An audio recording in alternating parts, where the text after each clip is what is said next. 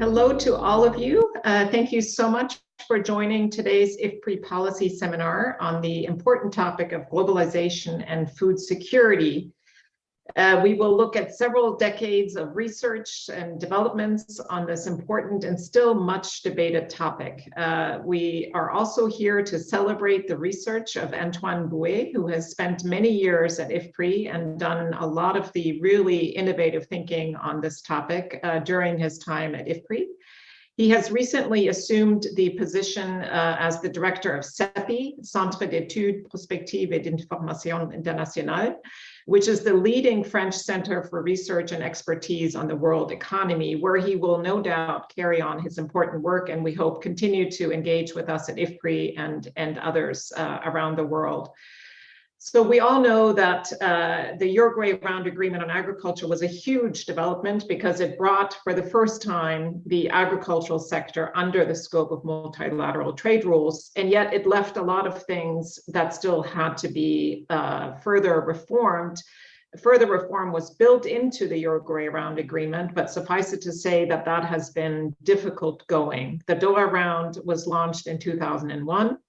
And regardless of whether we think the Doha round has died or not, or whether it might be on life support, the negotiations are moving slowly and are in part, I think, around these many questions around globalization and food security.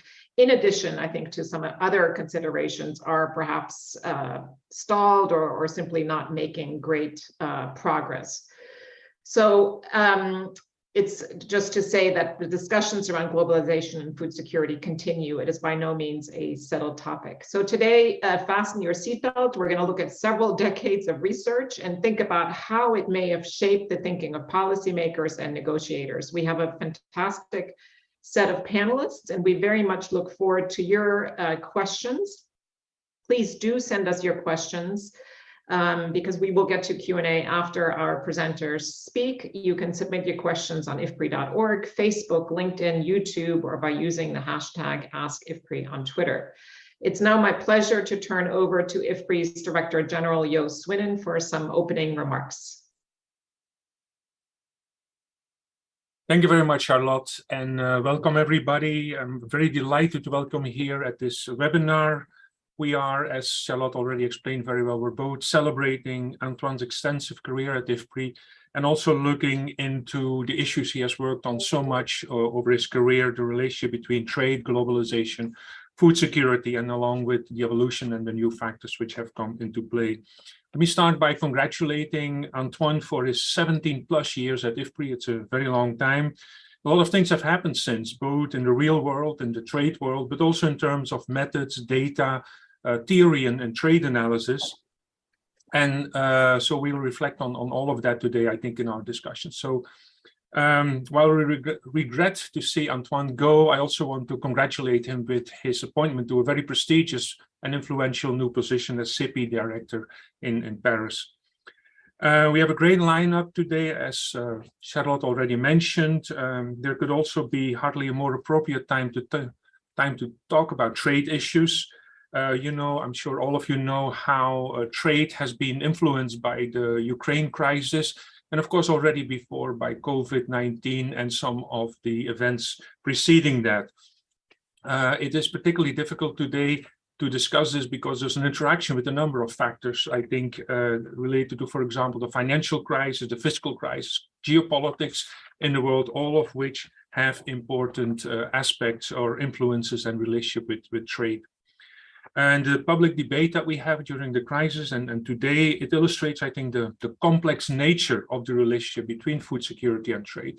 For example, in developing countries, trade has allowed the access to food and the diversity of the food supply in many developing countries, also allowed low and middle income countries, several of them, to benefit from exports, from income gained from that, access to foreign currency. But at the same time, it's also created a dependency on world markets for food imports and access to food. And this, particularly during the Ukraine crisis, has come to the forefront again. For example, countries in North Africa like Egypt, Libya, Sudan, etc., are highly dependent on wheat imports, much of which came from the countries affected by the war and therefore is affecting their food supplies. At the same time, what we see is that there's still a lot of trade barriers around, and this is limiting developing countries' integration in regional trade and international trade. And in particularly in Africa, there's still a lot of structural problems and policy problems related to that.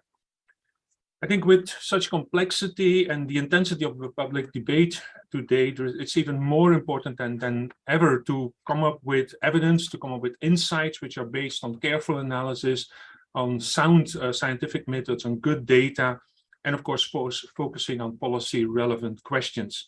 Antoine has made major contributions in this field over the years, and I think particularly his work on Africa and the analysis of trade agreements, his major contributions in bringing better data to how much trade is actually taking place in Africa, and that official statistics are obviously strongly underestimating these the actual trade taking place, impact of non-tariff barriers, export restrictions, and of course the specific structural challenges faced by the African continent. All these are really important contributions.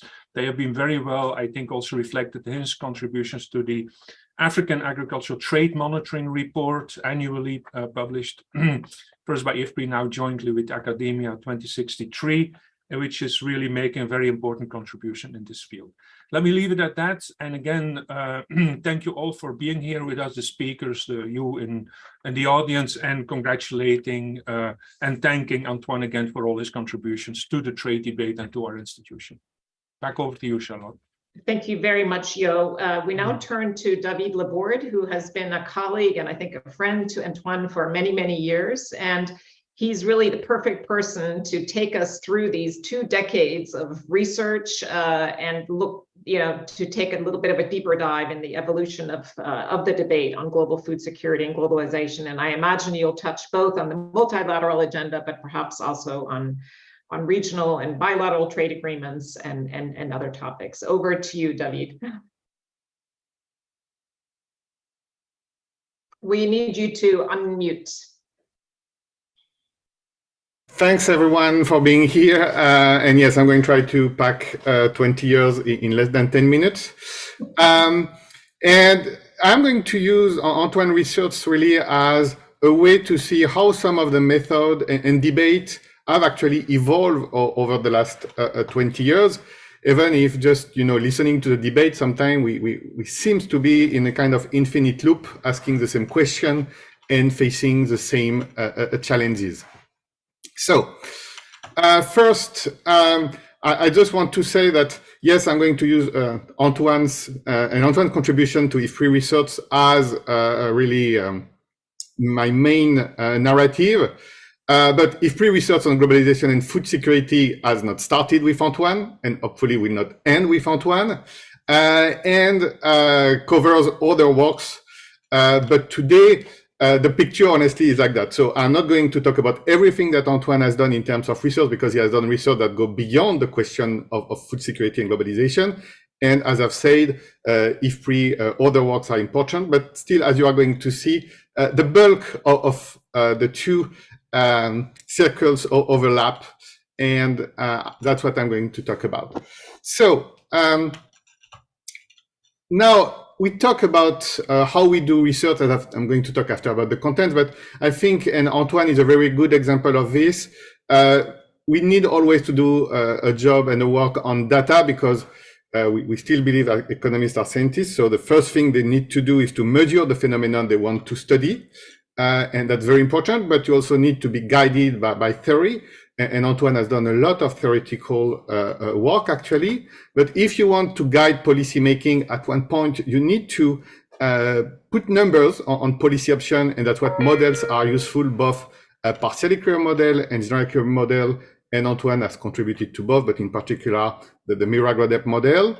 And you need also to understand that decisions are the result of a process with different group interest, negotiation strategy, both within country and across countries. And obviously, Antoine is really aware of that from the beginning of his career, in particular, looking at some aspect linked to retaliation when we think about trade policy, and that's going to be even more important for the recent years. Last but not least, all of this can be very interesting for a researcher, but if we don't communicate to the new generation, or if we don't explain to policymakers what we are doing, that's actually not very useful. And here also, Antoine has done a lot of capacity building around the world during his 70 years at IFPRI, in Africa, in Latin America, in Asia, and of course, his contribution in the AgroDep network are pretty important. So now let's talk about contents, I will say. What are the research questions that Antoine has looked at? And if we start in 2005, so we are at the beginning of the Doha round, we start to see some friction. We know that the Doha round has been a kind of bittersweet outcome for a number of countries. And it's pretty important to say that liberalization is not a simple story. We don't just have a bunch of winners. We have actually winners and losers within country, across countries. And here I just point, to two questions raised by Antoine at the time is, first, when we talk about trade liberalization and agricultural trade liberalization, we will see contrasting fortune among developing countries. And the idea that all developing countries are not the same is important. But also one of the questions for the negotiation at the time, so do we want to be very ambitious and so trying to get potentially a lot of gain, but also a lot of pain, but at least to get political momentum? Or do we want to just target low-hanging fruits and be conservative? And this type of choices have remained pretty important. Now, few years after, and dealing with this process, it was pretty important to make clear that details matter. Liberalization is not a simple story, and to understand it, we need details. And a couple of papers here I am pointing to. So after you will have the presentation, you can try to read all the Antoine's career paper by paper. But on one hand, there is one that is about really better measurement of trade policy and tariffs with a project that was called MacMap at the time and continue, and its contribution to the JETAP network, about making sure we talk about the actual trade policies, because that's what also negotiators care about. It's not just, I would say, a fiction of or a simplification of reality. Detail matters. But at the same time, we were using a lot of models, in particular computable general equilibrium model, and for part of the audience, they have been seen as black box. So what Antoine has explained is they are not black box. We can understand where the different numbers come from. You just need to make a bit of effort, but actually they are very transparent. But here also, we need to better communicate, to better explain, and it is a work he has done.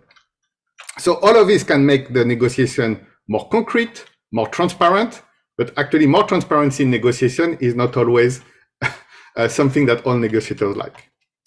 Now, starting after the first decade, it was clear that there is a lot of clouds on the horizon. So here I'm putting some years, but just think that some of the paper and the publication date actually represent an initiative and some work that have started many years before.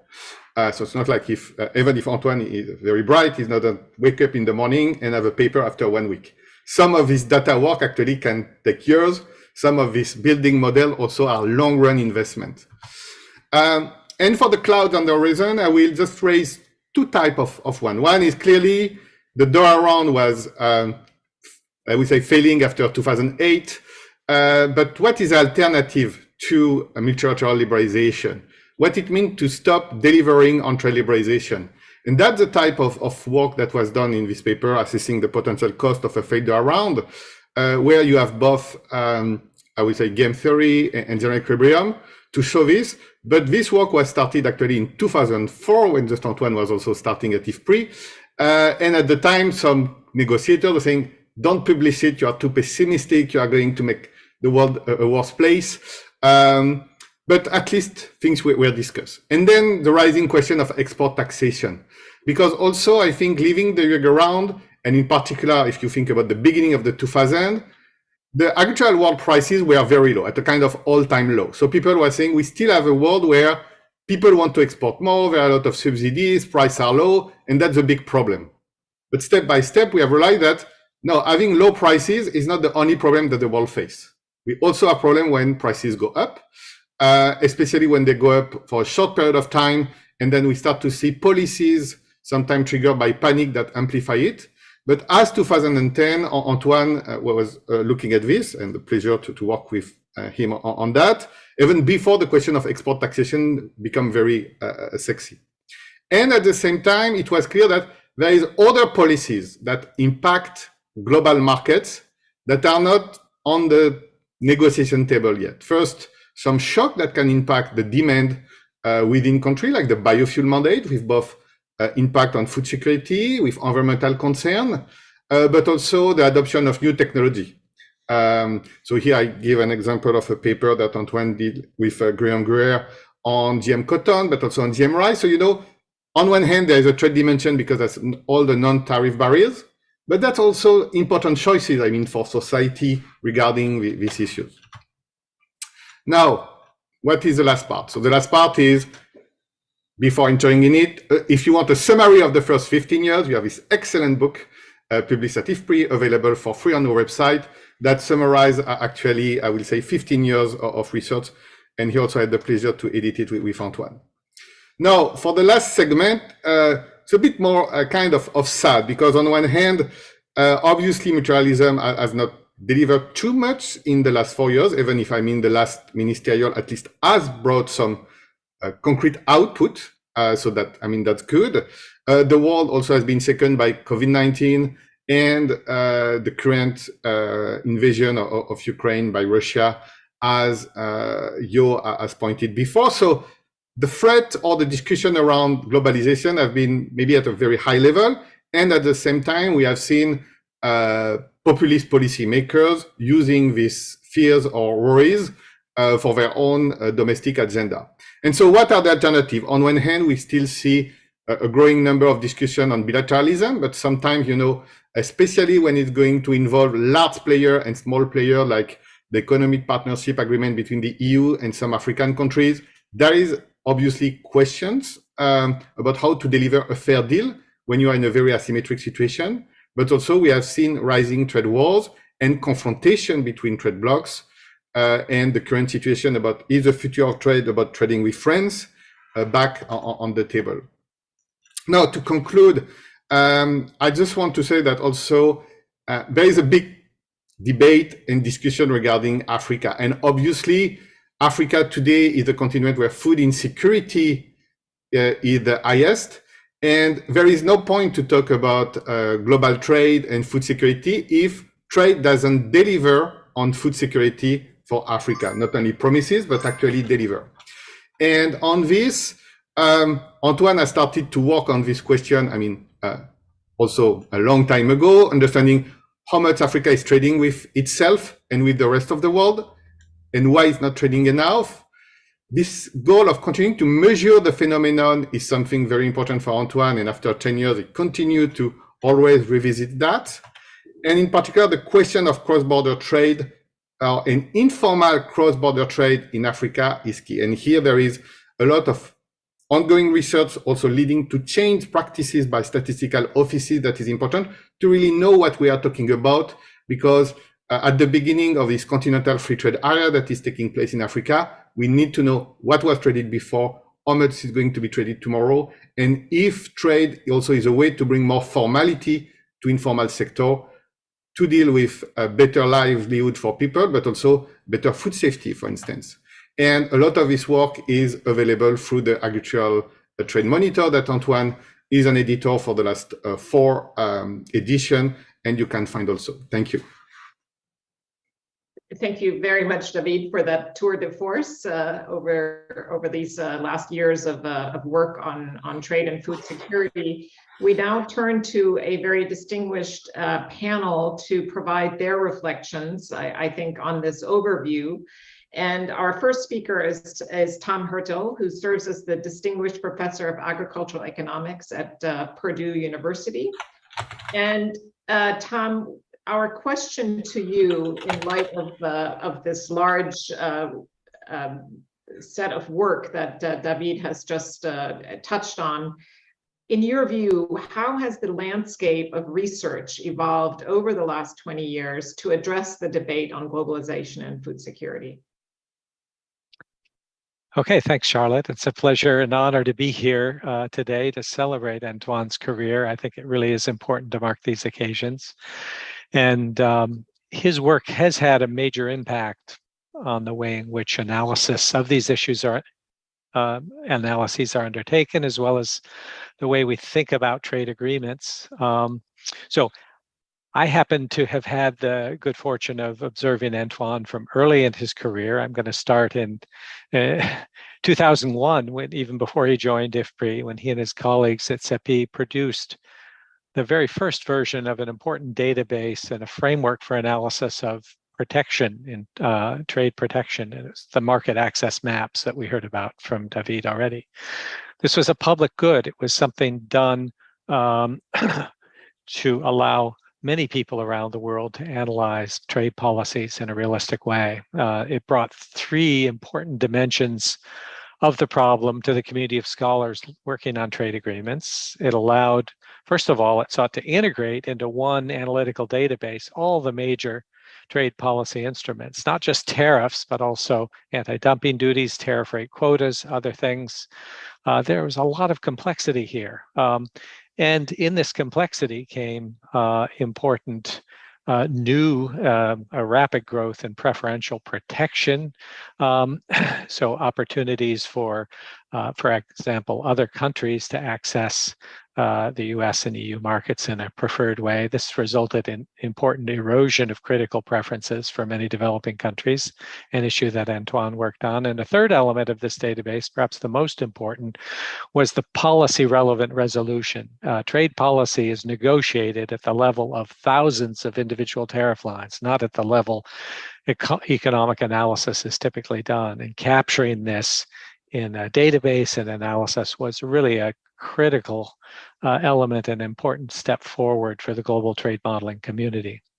So as someone involved in the leadership of the GTAP network at this point, I was very interested in this. And indeed, about the time Antoine joined IFPRI, this MAC map became the backbone of the GTAP database when it came to trade policy, the way everyone in the world was analyzing trade policy. So this was very important.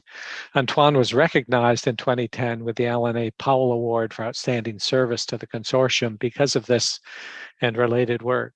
And of course, as David has already said, Antoine was also involved in developing models to use this kind of information, the Mirage model, the Miro-Agradep model, and he made these important contributions. David alluded to some of the papers already, very much around the Doha round and its impact on developing countries, detailed focus on agriculture, but also comparing across the board with non-agriculture. Very important to get that comparative perspective. How would low-income countries be affected by the Uruguay round? As David pointed out, transparency is not always beneficial for negotiators. In some ways, I think all of this transparency and analysis made it very hard for them to conclude the Doha round because it became clear that in many cases, not a lot was being offered. And perhaps the most beneficial pieces for developing countries were being omitted from the reforms. And that was particularly problematic. I thought his work with David on the potential cost of a failed Doha round was important to highlight what was really on the table here as we really failed to conclude that round. These 7 papers that I've just noted have been cited more than 1,000 times in the literature and proved very influential in policy discussions. Antoine was recognized as a GTAP Research Fellow in 2005, again in 2016, and his work has been twice recognized by the Agricultural and Applied Economics Association for outstanding communication. So not only did he do good research, but he managed to communicate it to the people who really needed to hear this. One thing that's very clear in my mind, conducting this type of very sophisticated global economic analysis while delivering policy relevant insights really requires a unique type of human capital. There aren't many people in the world who can do this. And so normally the departure of someone like Antoine from IFPRI would be a cause for great concern on my part, perhaps Jo Swinnen's part and others. But an important contribution, as David highlighted, of Antoine Bouët over the course of his career has been his ability to identify and groom talent. And of course, one of those talents, we've already heard from him. In 2008, I found myself serving on the dissertation defense chaired by Antoine, in which David Laborde was granted a PhD with special distinction. So not surprisingly, Antoine pulled David to IFPRI, where he's doing this excellent work. They've collaborated a lot, and I think trade policy analysis at IFPRI is going to be in able hands even with Antoine's departure. Of particular interest to me in terms of the direction things are going now, and IFPRI's work is really mirroring this, is moving in the direction of broadening the analysis of trade policy to look at the interplay with a range of sustainable development goals: poverty reduction, nutrition improvement, reductions in environmental degradation, protecting biodiversity. All of these are fundamentally related to trade. Trade conveys global drivers to these local communities where where poverty, nutrition, biodiversity are at risk. It could be population growth on the other side of the world, or income growth elsewhere, technology changes. Trade conveys these global changes to local communities. And that's a very important element of this. Of course, the way those local communities respond to these stresses is conveyed then outside and beyond that region, beyond that country, to the rest of the world through spillovers, and these are also trade mediated. So there's tremendous interest today on the part of whether it's hydrologists, ecologists, geographers, climate scientists, sociologists, political scientists. They're all interested in trade now, and we need to find ways to connect with them. And fortunately, this is happening. Something that I'm personally championing, the GlassNet, is an attempt to do that. And IFPRI is very much engaged in that kind of activity, connecting economists to these other disciplines to address a broader range of topics and sustainable development goals. We think of it as global to local to global, these connections that occur. So with that, I think I'll conclude, but I think this is the way forward to be connecting more across disciplines, and addressing a wider range of the sustainable development goals. Thank you, Charlotte. Thank you very much, Tom, also for addressing your vision of how we take the topic forward by really taking a more of a multidisciplinary approach to the question of trade and food security, as well as the other SDG related points that you made in that regard. Let me just make a reminder that we are eager to hear from our audience, so please do submit your questions. You can do so on ifpri.org, Facebook, LinkedIn, YouTube, or by using the hashtag AskIFPRI on Twitter.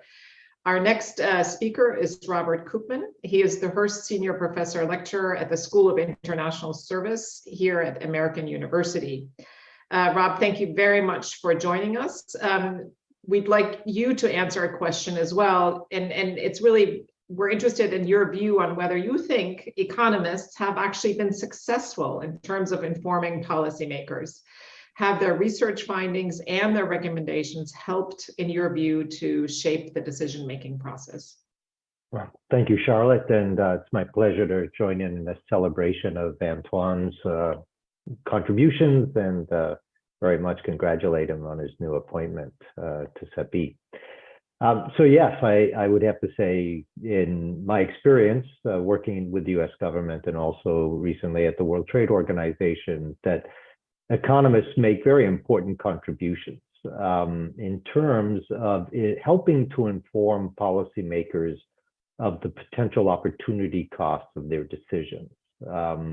It's a mistake to think that the economic analysis is the main driver of their decisions, but I would say I think it's contributed in ways that have helped improve some of the policy decisions that have been reached. But probably more importantly, it's mitigated some of the bad policy decisions that could have been reached. So by putting the economic perspective before them, it makes them address the potential trade-offs, as I said, opportunity costs that their decisions are likely to drive through the economy. My personal experience has been going up to the Hill and trying to explain to US Congress people that trade deficits are not necessarily a sign of economic success, right? That's just the data, just factual, not even economic modeling. And it disagreed with their talking points that they had been given by lobbyists. And, they were confronted with the facts that we economists put together.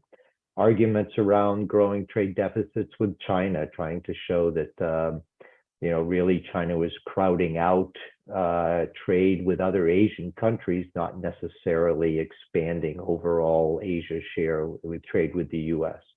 And then you put into an economic model. So that's data, that's economic data, and that's using economic theory to organize our thinking. As Tom pointed out, and as did David, having very, very granular data on the policies that are being negotiated is very important.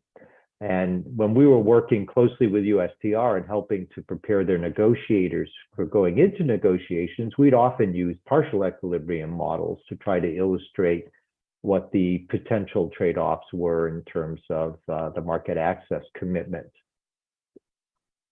But within the policy community, there was often a debate as who's going to give and how much is going to give in the negotiation, which I found very interesting. So it wasn't just a negotiation with the other side, it was a negotiation within the building and within the negotiators as to what the political trade-offs were likely to be.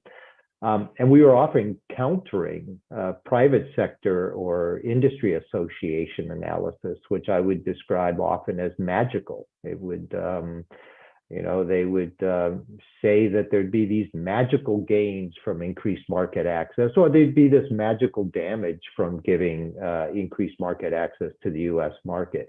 So having that kind of discipline around our thinking and being able to say, well, look, when you compare this to these policy changes and you take account of these other factors that were going on, the analysis seems to be pretty accurate. I like to tell my students that economists are generally, economists are precisely wrong, but generally correct. So we rarely get it exactly right, but we often get it moving in the right direction. Now, changing topics a little bit in terms of how economics can inform the debate, when Director General Ngozi arrived at the WTO, she had a very, very strong interest in some of the preamble language to the Marrakesh Agreement that emphasized the role of trade in sustainable development. And so she very much wanted us to build out that kind of analysis and that capability, and to be looking at the world of trade in a more holistic picture. Now, we'd already had to deal a lot with the sort of the political economy, the political science side. There's a lot of legal aspects around the agreements, but she was very, very interested in these questions of how does trade help accomplish the SDGs? How does trade help address food security issues? In the COVID-19 case, she saw very quickly that members were raising export restrictions and other member countries were complaining that they weren't able to get access. And being able to draw upon the rich literature around the impact of export restrictions on food prices, which Antoine contributed to, really helped center her and give her ammunition to have very effective conversations with other WTO members, most of whom had these measures in place but denied that they had measures in place, right? But you could then look at the trade data and see that the vaccines weren't leaving the countries. I'll stop there. I think to conclude, it's really important that economists generate this analysis. We're often, looking at a particular scenario, and that may not be the scenario that plays out in the real world. There's lots of elements, the sociology that Tom was mentioning, the political aspects that we don't necessarily incorporate into our models. And I think that's okay. We're not trying to model everything. What we're trying to do is illustrate what the core economic forces are likely to drive for outcomes in the global economy. Thank you for the opportunity to celebrate Antoine. Back to you, Charlotte. Thank you very much. Really very interesting remarks, Robert. And I see a new research project in the works here. We need to estimate all of the bad policy options that have been averted through economic analysis. And then we can really talk about the impact of this work in a better way. So fascinating set of insights there. Thank you very much. We now turn to Sophia Murphy. She serves as the Executive Director for the Institute of Agriculture and Trade Policy.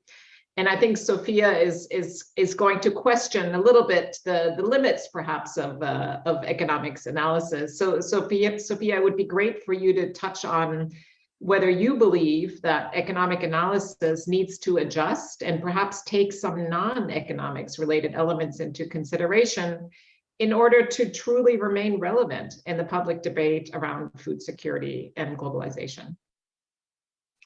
Thank you, Charlotte. And let me add my thanks and congratulations to Antoine. And it's a pleasure to be here. I think the first time I was invited to speak to IFPRI, Per Prinstrup Anderson was handing off to Joachim von Braun. So it's been a long time. I really appreciate the way that IFPRI opens the doors to a heterodox debate.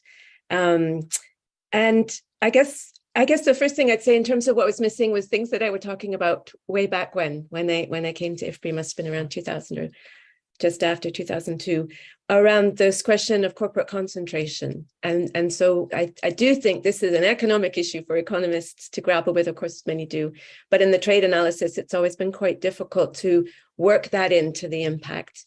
And I think it then links to what I wanted to say in these few minutes today around the question of the role of the state.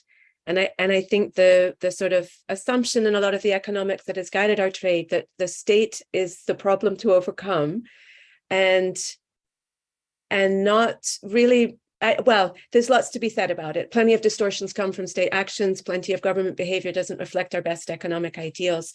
I think that there are other sources of distortion, and that was something that was missed in the assumptions that informed the Uruguay round.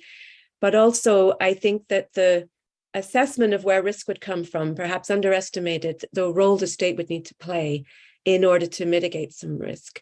And so whether we allowed the right tools, we had a set of disciplines in the Uruguay round on what would be disciplined and what would be left. We didn't implement those disciplines necessarily all that well, United States first and foremost. But at the same time, I think we maybe underestimated what developing countries needed. And I would just say I really do appreciate that long body of work David was presenting, and that Antoine has also grappled with, to go to countries and see what they're actually working with in terms of strengths and weaknesses and institutional capacity, and maybe understanding that market and state coming together and needing to be able to work with them both rather than assume some out. You know, there's always assumptions that have to go out when you model. I think some of these things we need to learn how to incorporate into our thinking. I guess the other big issue, which I think economics has been grappling with all along, I think trade economics surely as well, but maybe not as easily when it comes to actually making proposals in a trade negotiation, or all of these issues around distribution and equity, and ultimately around these planetary boundaries that we're now confronting. And I think for a very long time, the assumption in trade policy has been realize the gains and let the state take care of the redistribution. But that same poor state that doesn't make the best trade policy decisions also doesn't make the same best redistributive decisions. And so I think that's left trade without the political interest that it could or should have. Trade is very unpopular in most countries among many people, except those countries that just trade as a matter of, island states, or Canada, where I come from. You know, you've always traded and you see trade as integral, but the United States, Europe, a lot of big countries, the emerging developing countries, they don't at home have political support for the kinds of trade ambition that the multilateral system espouses. And I think that the Uruguay round passed in a rather unique moment. And I think part of the paralysis since has been that states choose to sort of lean on their national sovereignty. A lot of civil society disengaged. I think that Tom Hertel is right that there's a lot of new interest in trade, maybe from other sectors. But I would say one of trade's big problems at the moment is a withdrawal of interest from broader civil society in what trade can do. And that remains a big challenge, I think, for us, that trade is more and more essential to food security. Far more countries depend now on trade to realize their food security than before. And yet there's it's not politically integrated into either what countries are proposing at the WTO or into what other policies they're developing within the economy in order that trade can play this role of risk diminishing rather than risk enhancing that it should. The last thing I wanted to say is really just that I think food security as a concept, a theory, as a practice has evolved enormously in these last 17, 20 years that we're looking at. And I think there may be things to learn there about interdisciplinarity, how to think about complex modeling systems interactions. And I think trade has been rather left out of a lot of that work. There's a lot of micro work, there's a lot of work on funding, investment, state investment, private sector investment. And I think it would be great to see trade better integrated into that work that has brought so many different components of food security into this complex systems approach. And I think it's a challenge now to see how we can get a more complex trade policy going, especially articulated at different levels. And again, in parting to say, I think that's the work, Antoine, that you were doing around within the continent of Africa and on these regional agreements is going to be a really important part of helping to strengthen what the multilateral system might come out with. Thank you. Great, thank you very much, Sophia. Tom Hertel presented briefly GlassNet, which is trying to bring these other disciplines into the trade discussions. And maybe just as a last question to Robert and Sophia, maybe picking up on the point that all of you made, that the trade agenda needs to be more integrated, let's say, with the 2030 Sustainable Development Agenda. Concretely, what do you think we should be doing now, both in terms of research, but also perhaps in terms of communication, to take this very, very important topic forward? Maybe we start with you, Robert, and then over to you, Sophia. Okay, well, thanks. So I think one of the things to emphasize, and it's probably an area where economists are really out on a limb, but it's the dynamic aspects of the gains from trade and technology transfer. I think when you look at the Paris Agreement, there's this assumption that there'll be some sort of technological improvements that will help reduce emissions going forward. And one thing, I mean, we're going out on a limb when we do this, and many academic economists don't like it, but I think it's very useful to take some of these large applied general equilibrium models and start asking different questions, different kinds of scenarios.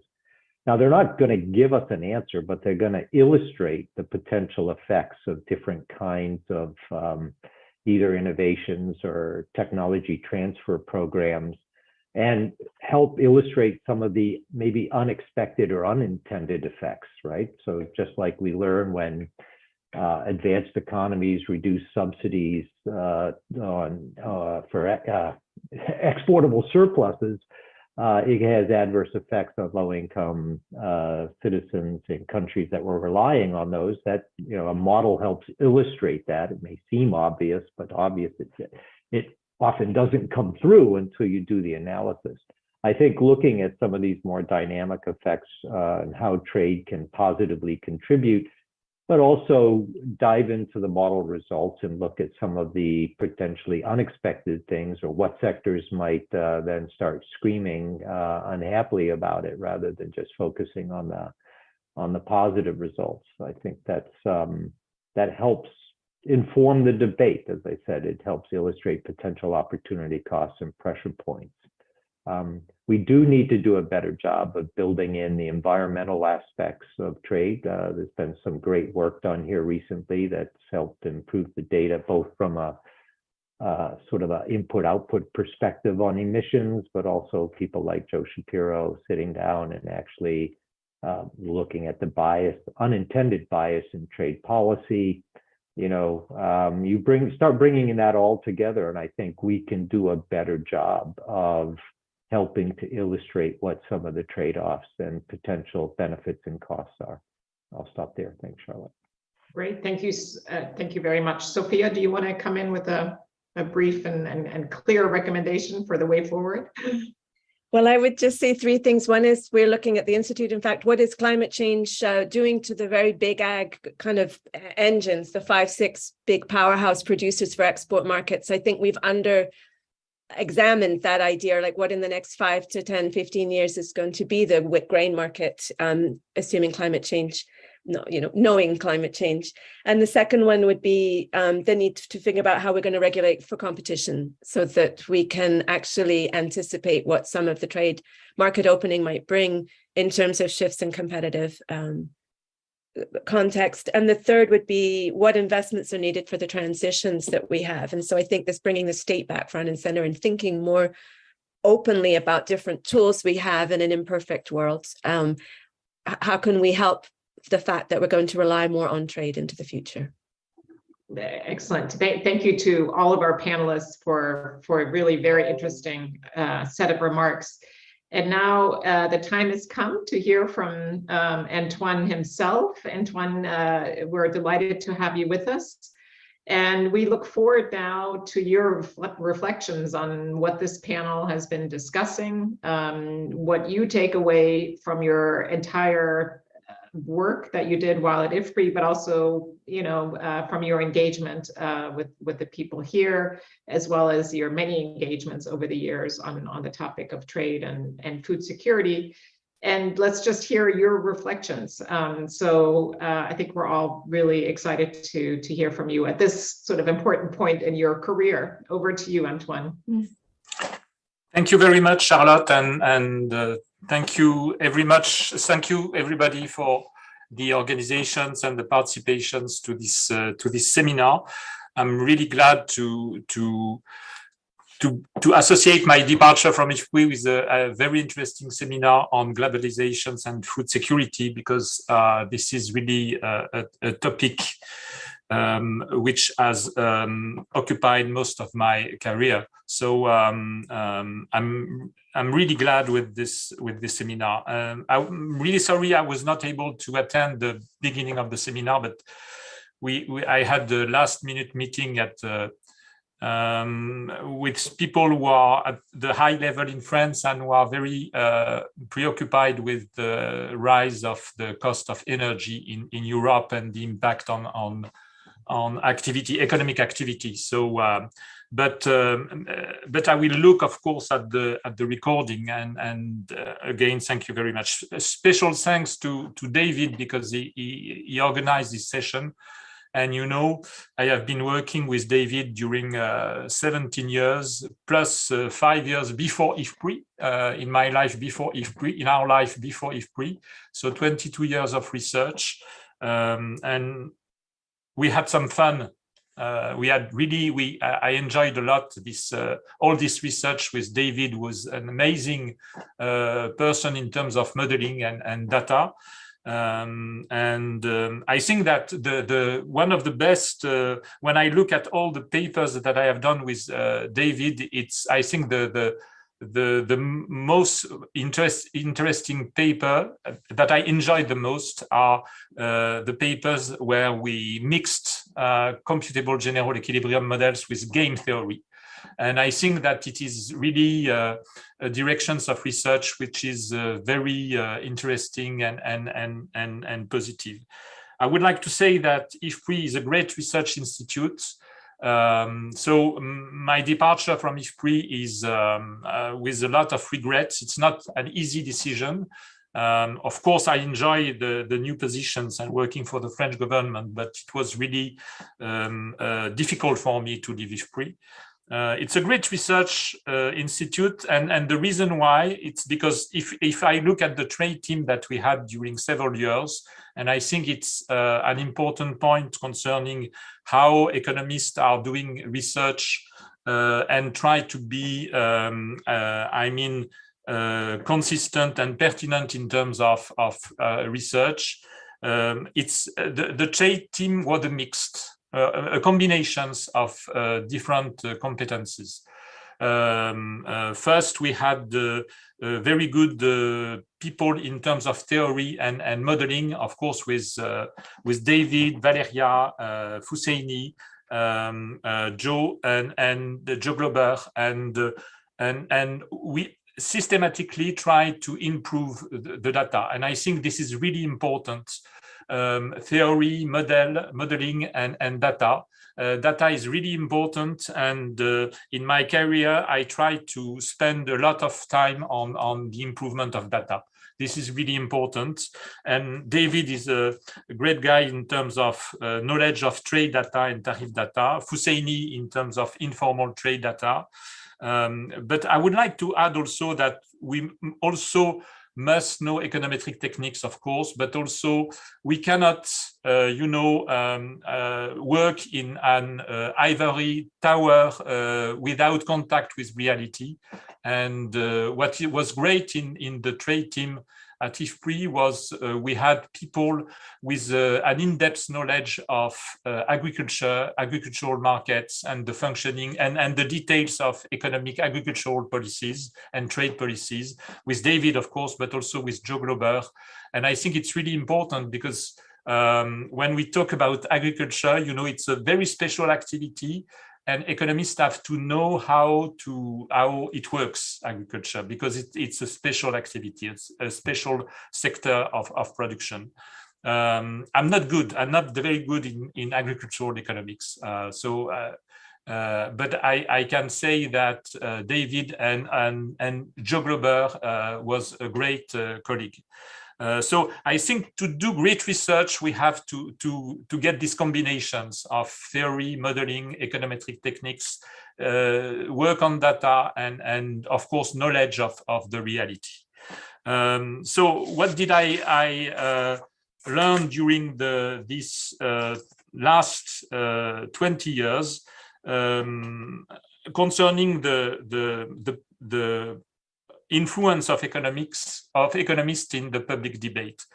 First, I think that what is really important for economists is to try to give some context to their research. I think it's very difficult for young researchers to do that, but I think it's really important.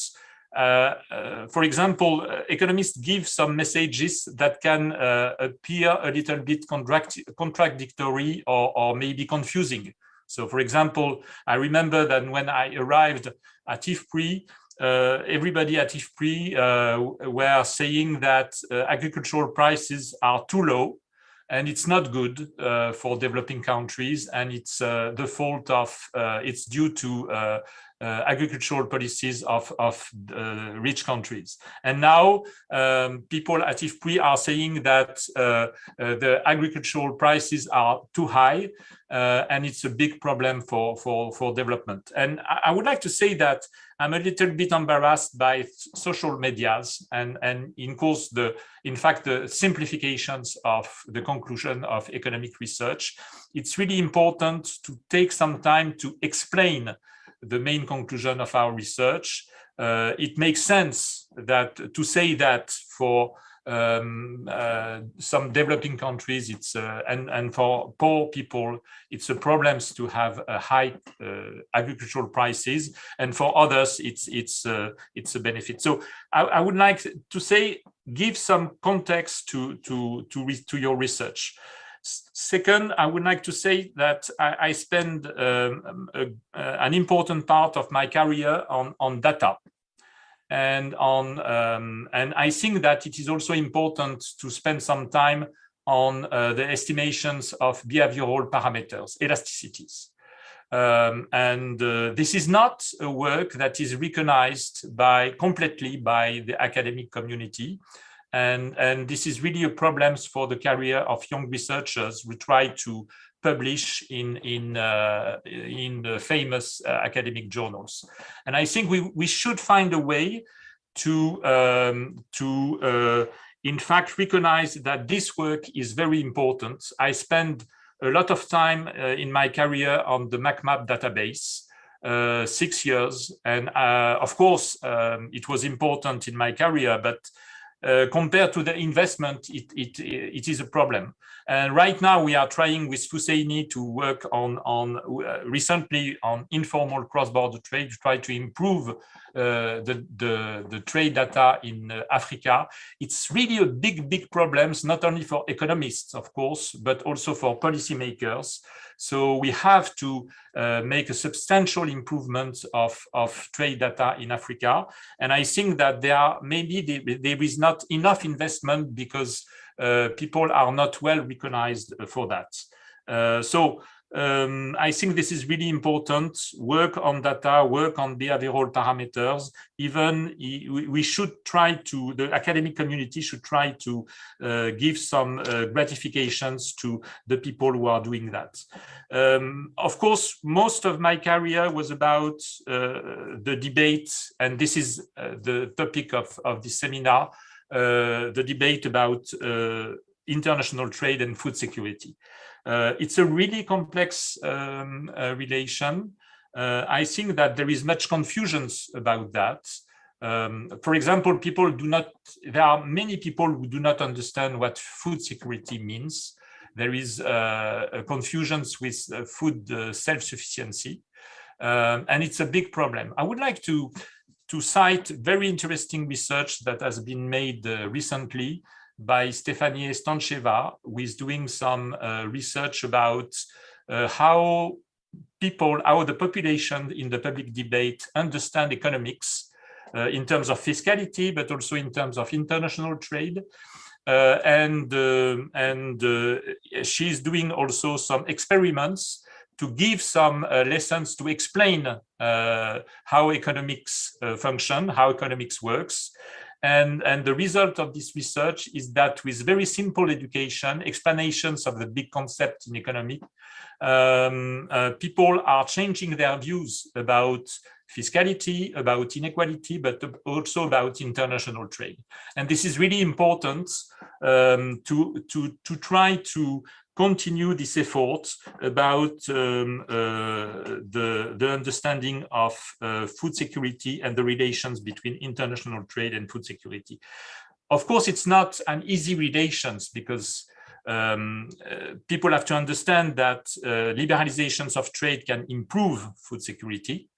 But at the same time, we know that there are some tensions, in particular in countries where the local consumption of food depends on world markets. And when world markets are volatile, and it happens very often, of course, there is big issues that are raised in the public debate. And also, I would like to say that when we see some policies addressing food security, like export restriction, governments adopt export restrictions to improve the access of citizens to food and to decrease local prices of food. And of course, it has a very negative impact on other countries and their food security. So of course, it's a problem. And at the same time, we have even more complex relations because of the environment and the climate change and the fight against climate change. Because of course, the support for biofuels is putting pressure on international prices, and it contributes also to food insecurity. So I would say that most of my career, and I think that I try to improve the content of the debates. It's about these relations between globalizations and food security, but there is still a lot of work to do. I don't think the last remark I would like to make is the fact that I don't think that globalizations will decrease in the near future. Of course, in my mind, there is a potential for a limited redesign of global value chains, which will take more into account geopolitical forces, factors. So I think it's an important point. It will not consist in a general reshoring of economic activities. And the reason is that we need the economic efficiency of specializations and international trade, because the cost of energy transition is already very high. And so we cannot organize it on a self-sufficient basis. Thank you very much. I quit IFPRI. I think the most important point is that I have very good memories. I have friends, new friends, and of course I will continue to make some research with you. I hope to do research with Bob, with Sophia, with Rob, with Tom, of course, but I hope to continue research with my colleagues at IFPRI, Joe, Valeria, Fousseni, and of course David. I also tried to improve my English, but it was not 100%. I have to confess that at the very beginning, I understood only maybe less than 50% of the discussion. So now there is an improvement, even if with my Australian colleagues, it's still a little bit difficult. Right. Thank you very much. Thanks, Antoine, for your presentation, which was delivered in perfect English. So you touched already on the big question, right? That people are, that somehow the concept of food security is not really well understood, or the definition is not widely shared, and that is really reflected in the questions that we've received. And I'm actually going to turn to our other panelists, including David, to get at this question, right? So one question is, food security is still understood as the domestic food self-sufficiency in many countries, even in some advanced market economies. Somebody else writes, even though food has always moved globally, or in the context of food always having been moving globally, how far can we push the reliance on local foods by countries to boost food security? So could you reflect a little bit on, the role of domestic production versus trade? Do we need one or the other? Do we need both? And maybe factor into that equation now the ever closer reality of climate change impacting productivity, perhaps not just in one region, but in the future, perhaps in multiple regions. How does that complicate this question of trade and increasing domestic productivity? So David, can I ask you to kick us off on that? Yes, it will be a pleasure. And I'm sure that Sophia will complement me perfectly.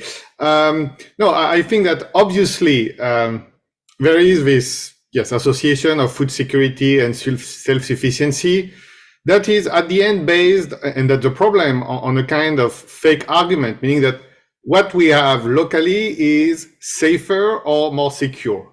Now, if you see most of the food safety problem we have seen in the last 20 years, both in advanced economy and in poor economies, there are local problems.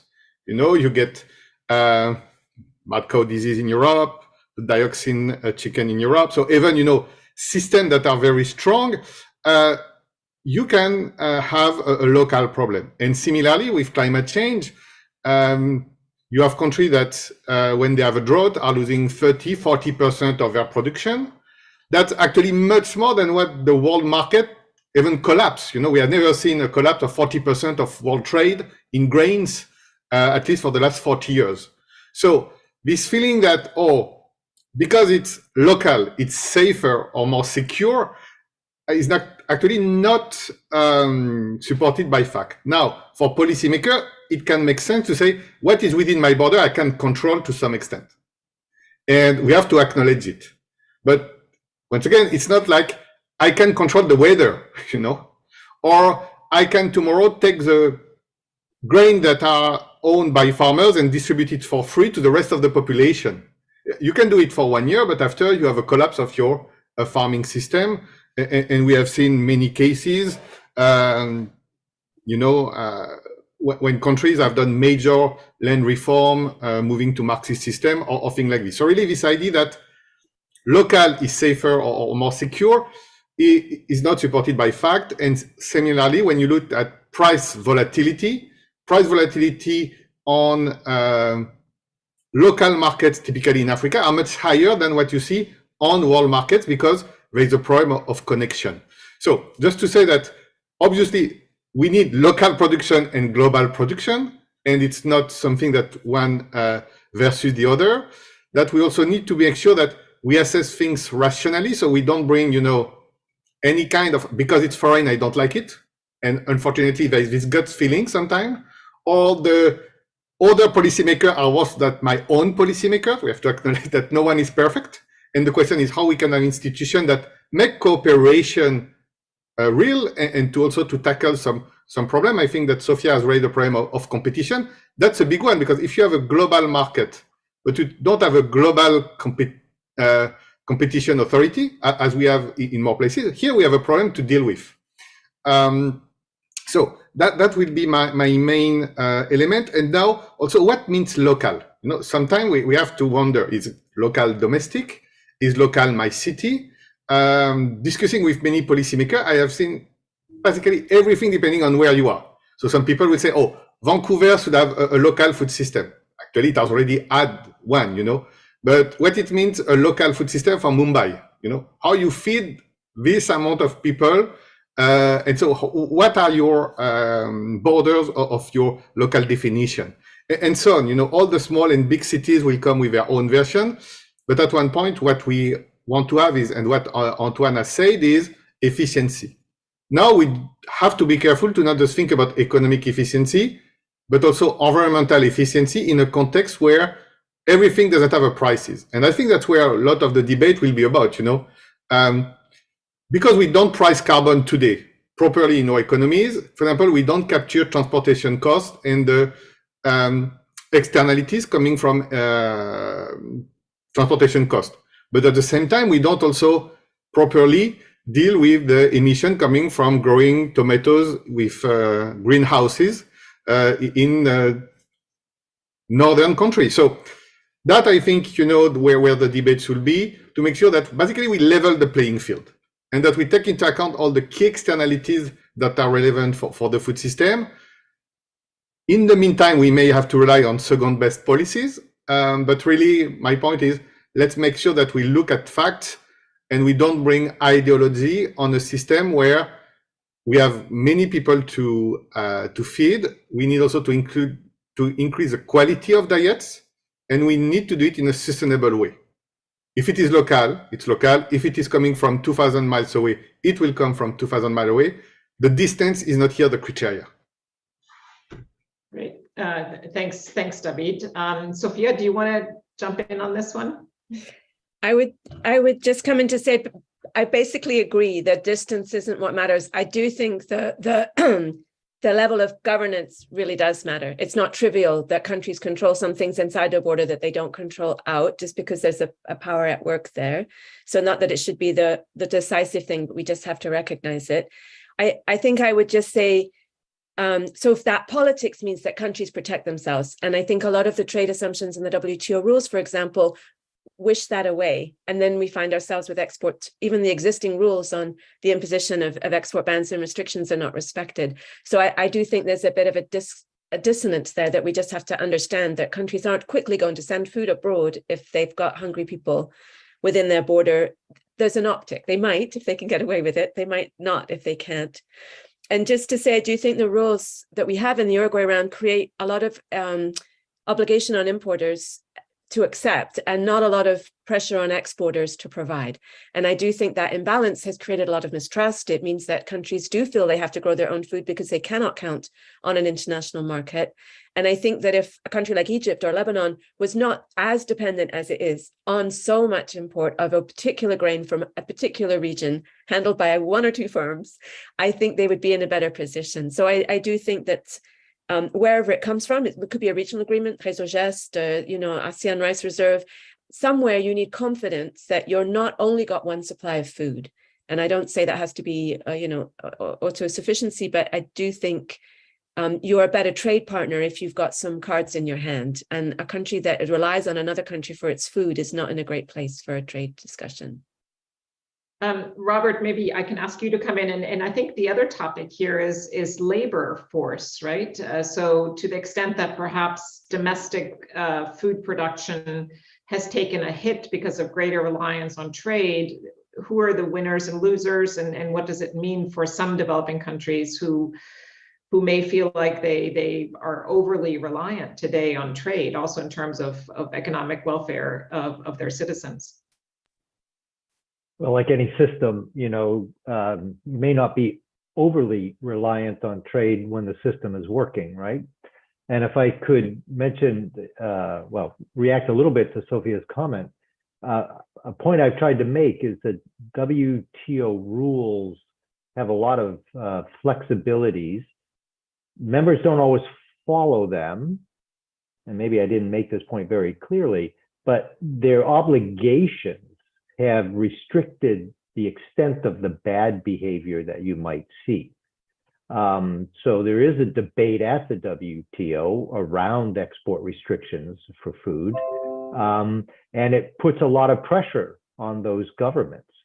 And I would argue in many cases, those governments are not necessarily trying to keep food supplies home to feed hungry people. What they're trying to do is reduce the costs of food, which can be if food prices rise, and they've been heavily subsidized, that can be politically very uncomfortable.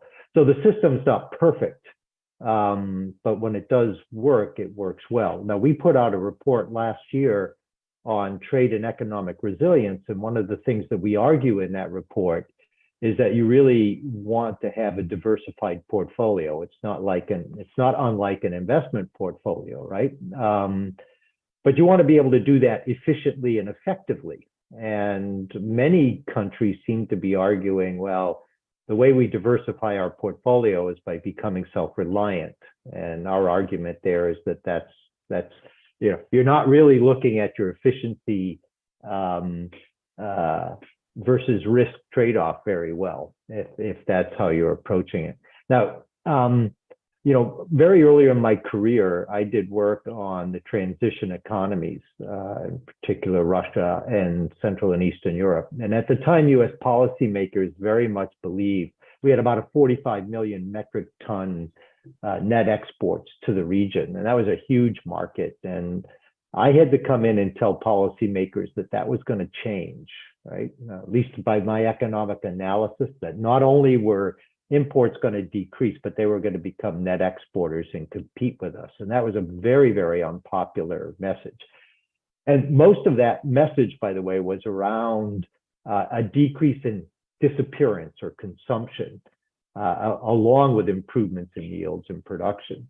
But, the policymakers are like, well, people are standing in line for food there. They're going to keep buying food. We're going to keep selling it to them. You're crazy. You don't know what you're talking about, right? And that's where economics can really give you some helpful insights around these kinds of changes. One of the comments that I've heard is, how can African countries change their diets back to foodstuffs that are more locally grown and not rely so much on this Western diet that then relies on grain imports when historically they didn't consume grain. I think thinking about those kinds of policy environments help create perhaps that risk reduction and that diversified portfolio.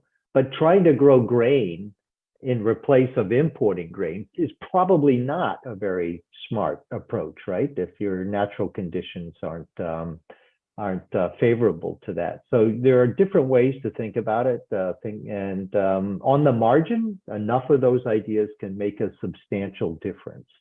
I'll stop there. I kind of wandered a bit, but very interesting points. So. No, all really great reflections. And Antoine, you've done so much work on Africa. So I want to direct a couple of the questions specific to Africa to you. So one comes to us from Accra.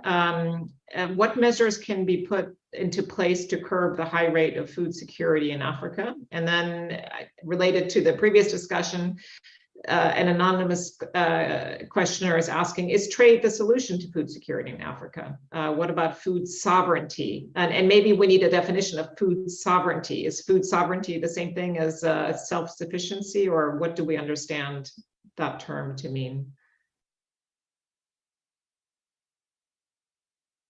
Thank you, Charlotte. So yes, I think that in fact in a bilateral chat, David told me that he insisted before my presentations about one point, which is Africa is very concerned with food insecurity, more and more maybe, and if the liberalization of trade doesn't deliver some results, some impact on food security in Africa, then the debate may be lost. So the concept of food sovereignty, I agree with you, is very, very confusing. And what I understand is that people want to have the control by their governments of their access to food. They can decide. They do not want to depend on world institutions, and I think this is very confusing because in fact WTO never decided of the food policy of one nation. So I think that it's a relabeling of food self-sufficiency with some political correctness, honestly. So if I can say, what are the measures that can curb the rise of food insecurity in Africa? I think that the problems is to open African economies, but at the same time to give their chance to African farmers, because African farmers have a lot of problem to be competitive that do not depend on their own behavior. But for example, the access to fertilizer is not good, the access to market is not good, and it doesn't give enough chances to African farmers. So I think that there is a national policy problem in Africa, and at the same time, of course, liberalizations of trade can, of course, improve food security in Africa. But I'm not very optimistic, and the reason why is that there are many problems concerning liberalizations of trade in Africa, because it's not only a question of tariff, it's a question of non-tariff measure, it's a question of transportation costs that are very high, it's a question of efficiency of custom procedures. And so I think that for the African Continental Free Trade Agreement to deliver some results in terms of impact on food security, there are many obstacles that must be addressed by the government. So I think it's a long-term investment.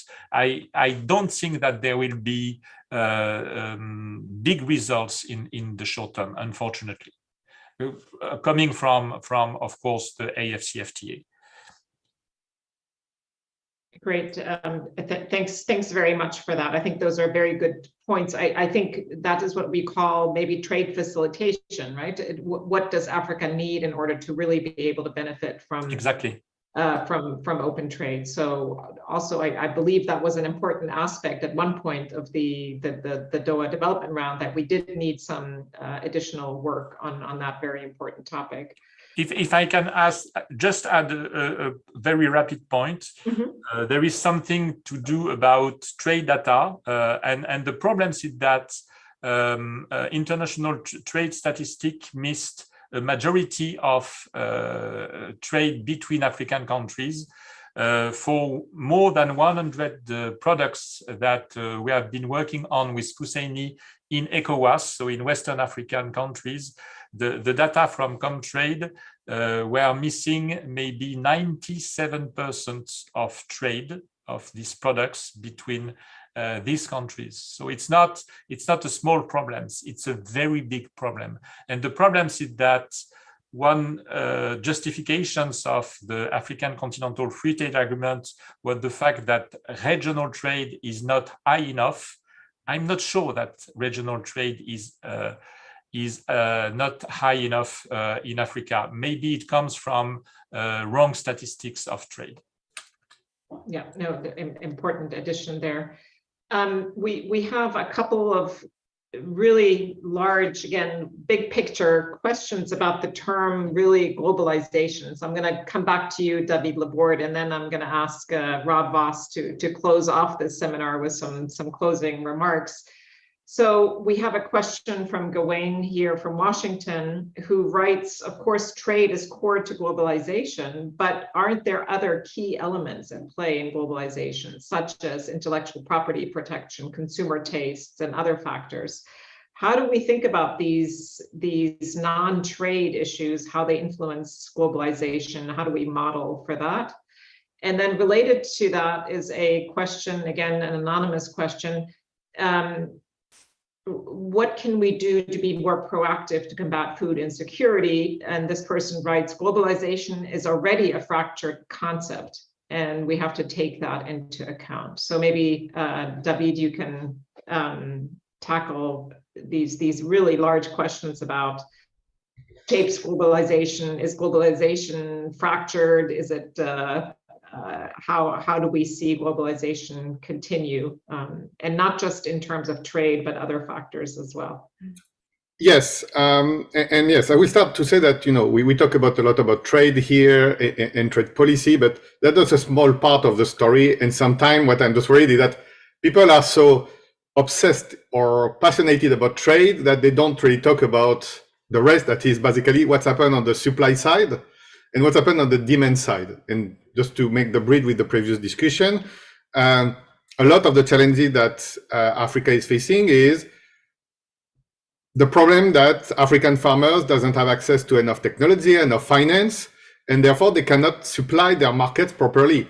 And fighting, about what's happened at the border without really tackling what's happened within your country can be an easy way to not deal with the real issue, both, for local government and also for the global community and the donor that need to invest to support, production. So just to say that trade is important, but trade at the end is just connecting producers and consumers around the world. And we have a lot to fix things on the demand side, on the supply side, before starting to think that trade is the end of the world. So globalization, yes, trade and trading good is just one part of globalization. Trade in services also, impact typically even the food system, but foreign direct investment and movement of capital, and that's not something new. 19th century, when Russia and the US were starting to become big grain exporters and you have to build railroad, all the capital, all the money were coming from Europe. So, investing in other countries to start helping them connecting to market, as happened in the 2 centuries ago. In the 17th and 80s, Brazil has received investment from Japan, from other countries to build basically the powerhouse that they are today. And that requires financial capital, but that also requires sharing knowledge, ID. And last but not least, sometimes also you need to have people moving. So actually globalization has impacted all this aspect of food system. In advanced economy, a lot of the farm labor are actually migrants, sometimes seasonal migrants, sometimes long-term migrants that have been impacted by COVID.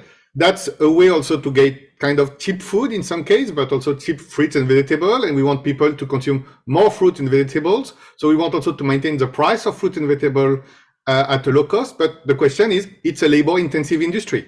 So how you get this labor? So yes, all these dimensions of globalization are relevant and are challenged currently for different reasons. But once again, that's not new. The world has seen this different wave, of course, with different degree. But I really think that the aspect regarding, knowledge, ID, and at one point, what is going to be just privately owned and stay within corporation, and what is about having a public good, to make sure that everyone has access to the new technology and to the technology that we need to tackle climate change, are the big issue. And I mean, the WTO has tackled this issue, you know, for drugs and the health sectors. We are going to have the same type of debate, and we already have it, I think, for the food security. So I can go on and on, but just to say, yes, these different aspects of globalization are important. They all impact. WTO, for example, covered just some of them. And if we have 2 minutes, I will be more than happy maybe to Sophia to react on the food sovereignty, because I will just conclude on that. I think it can mean different things for different people. And honestly, if the thing is, we want just that all collectivities know what we have on the plate, where it comes from, where it has been produced, and that we keep control on this essential part of our life. I mean, everyone has to eat several times a day for himself, for herself, for her family. And so it's not like, you know, a cell phone, you know, I mean, bread and cell phone have structurally different things. And I mean, it's normal that we want to understand it and to control it to some extent. Now, the question is, who is controlling for who? We don't want just a few corporations to control the food system, but I don't want also opaque government to control the food system. And that's a kind of issue we are dealing with. And sometimes also it's used in a weird way. You know, a couple of weeks ago, I was in Europe where the Europeans were saying, we need to gain again food sovereignty of Europe food system. I mean, you know, Europeans are making the laws about what they eat. And actually, in some cases, they even shape the global food market about their own legislation. Europeans produce most of the food they eat. So you see, starting to see basically a region that doesn't have big food insecurity problem, doesn't really have a food sovereignty problem, and say, we don't have food sovereignty anymore, and we need to change that. And I tell you, many countries in the world have many more problems. So stopping here, and if we can have 2 minutes for Sophia, I think that will be great. Go ahead, Sophia. I'm apologetic, Rob. I hope I'm not. I only would say I think David is right. It's defined differently by different people. I think food sovereignty came out because a lot of farmers' organizations felt that they had a democratic fight for their policy, and then trade policy overrode it. So I think there was a sense at the outset of, yes, we want more domestic control. I think very few theoretical definitions of food sovereignty say it's food self-sufficiency. I think that's a red herring. So just encourage you to look past that, to try to understand where else people are trying to have the sense that I cannot trade with you if I'm not in some way more equal. And food is a very difficult thing to depend on, like energy. We're very comfortable with having an energy autonomy. I think economists could think a little bit more broadly about that. Okay, thanks. Well, let me thank Antoine and David and our three very distinguished panelists, and Yo for all of their remarks. Rob Voss, who is the Director of the Markets, Trade and Institutions Division of IFPRI, and who has also spent a long time working with Antoine, has now the great role of closing us off and providing some remarks at the end of this really very fascinating discussion. Over to you, Rob. No, thank you very much, Charlotte, and also thanks to all the panelists, and in particular to Antoine for all his contributions to IFPRI. I've benefited from the work of Antoine and the team, but for the last 5 years. But I knew of the work way before that, and it was been very inspirational and very useful for many of the analysis. I think what we discussed today was a fantastic discussion. I won't try to even summarize even part of it, but rather just a few broad reflections, and then coming back to Antoine's contributions. First, the central topic of today, the relationship between global food trade or agriculture trade and food security, could not be more relevant in today's context with the current crisis and the discussions which we also had, how trade has influenced food security, but also the debates around food self-sufficiency versus security are back center stage. Also been part of recent G20 discussions of agricultural ministers, where this topic was also center. And the good news is that all the agricultural ministers of the G20, the biggest economies of the world, do emphasize the importance of trade as part of food security solutions, but also for addressing climate change. So that's the rhetorics. But then when it comes to the practice, of course, we see different things, and we've seen export restriction flaring up shortly after lockdowns of COVID, with the Ukraine crisis, and likewise how to follow through on making trade work for addressing climate change is still a long way to go, particularly when it comes to actual practical policy making. But that said, I think much of your work gives us the groundwork that helps us address and understand better these problems. Also that they're complex, and you hinted at some of this also. The discourse is heavily confusing. People cry when food prices are up. People cry when food prices go down or if considered to be too low. And then I think that's the role of economists that has been highlighted in this discussion to make clear how those links come about and how to understand when maybe high food prices are a problem and when maybe they're not. But particularly understanding the functioning of markets, containing volatility, which is high in agriculture commodity markets, is an important topic.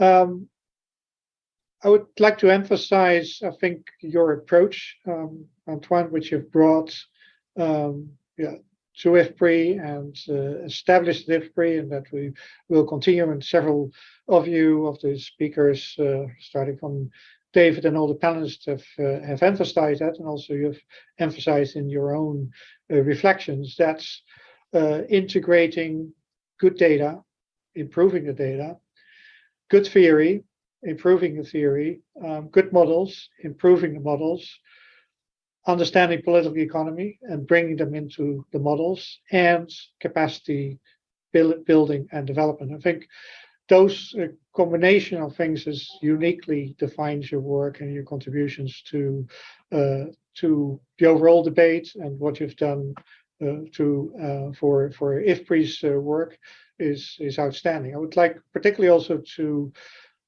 stress the work you've done to bring together and help bring together African researchers through AgroDep, and actually the Mirage model that you helped establish. We renamed it into MiragroDep to reflect on that's not just a global model thought through by researchers from the global north, but actually it's a global model also understood by researchers from the global south, and you've brought that. And you also not just brought that to African researchers, but also to IFPRI itself. So without making the story much longer than needed, we'll hopefully can record this debate and pick up from the research questions. But as Tom Hertel was saying, we could feel very sad about your departure. But I think you're leaving a strong capacity at IFPRI to continue this work. It's helped the work that we've done in understanding the present crisis, and we'll also continue doing it to understand the future crisis and how to respond to that. But also some of the work that we're taking forward with AgroDep is to rethink agriculture support measures, be it the trade measures, be it the subsidies that are being provided, how they can be repurposed, but think them through using your approaches for understanding how they impact on multiple objectives, not just food security, sustainability, inclusiveness, poverty reduction, and so on, and then make them clear to policymakers how to understand the trade-offs and how to understand the political economy questions that may emerge around them. So we'll build on that. We won't say full goodbye, and so we hope to continue our collaboration to start to make you a non-resident senior research fellow of IFPRI. So we thank you very much for all your contributions, and I thank everybody on this panel for very good discussion and raising issues that we will take forward in our further work at IFPRI. Thank you very much. Thanks so much, Rob. Many thanks again to the panel. Au revoir, Antoine. That's better than goodbye. And I just want to point out that we have another IFPRI policy seminar coming up. We, together with Global Health 50/50 and UN Women, we have an official Berlog Dialogue side event on October 18th, tracking and promoting progress on gender equality. IFPRI is also involved in 2 CGIAR side events at the Berlog Dialogue. One of them will be on the 19th with a look at the Ukraine crisis and the research agenda of the CGIAR that is relevant to this crisis as well as future crises. And then there's another CGIAR event on the 20th, which will look at the Egyptian COP27 presidency priorities, and again at the CGIAR research portfolio with a focus on climate change, as well as the CGIAR's desired outcomes for COP27. So please do take a look at the IFPRI website so you get the details on all 3 of those Berlog side events.